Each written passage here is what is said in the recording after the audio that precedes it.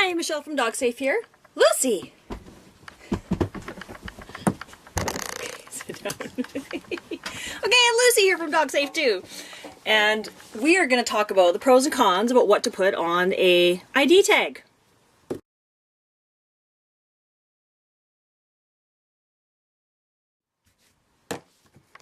Okay, so check out Lucy's ID tag that we just got in the mail. And this has got a compass on it, which I figure, considering that we found each other 8,000 miles away in Halifax and drove across the country together, I thought the compass was rather a nice tribute to my traveling dog.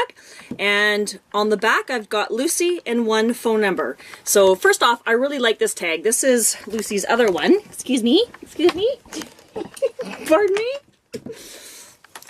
This is Lucy's original collar and tag that I had just temporarily when I first got her. And, you know, it's a thin, I got it at a pet store, it's a thin tag, but as you can see, you know, it's not, it's barely holding up, you can barely read the number, the tag's all rusted, etc. So finally I got the new one in the mail, and this is a heavy-duty stainless steel from Red Dingo, and I'll put a link in the comments below.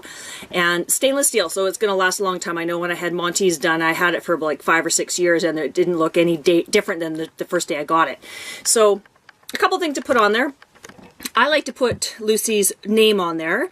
Again, pros and cons about if you decide not to. Some people may decide that if somebody's going to steal your dog, you don't want them to know their name in the sense of it makes it more friendly, but I'm sort of the opposite, whereas if my dog is lost, it may help them be a little bit more calm if the person who finds them knows their name. So I like to put Lucy's name on there. And I have one phone number, so this is the DogSafe head office phone number, which is also a cell phone.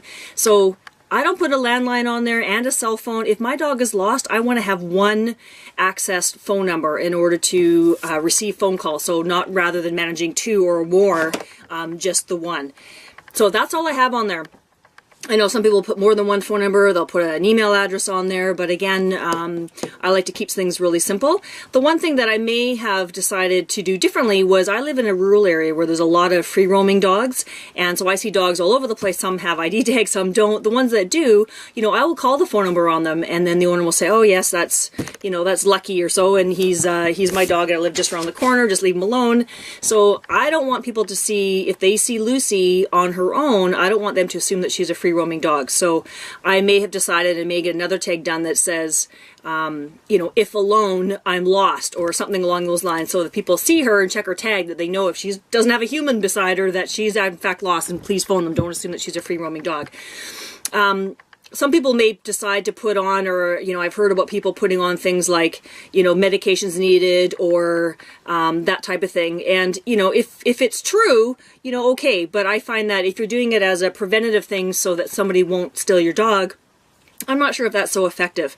You know, as a police officer, I've talked to thousands and thousands of you know, criminals and people who steal things, and you know what? They're opportunistic. So if somebody's going to steal your dog, you know, out of the back of your car, for example, I really don't think that they're going to look at a tag and go, oh, that dog needs medications, I'm not going to take that dog. I think they will just grab the dog because it's the quickest and easiest thing to do.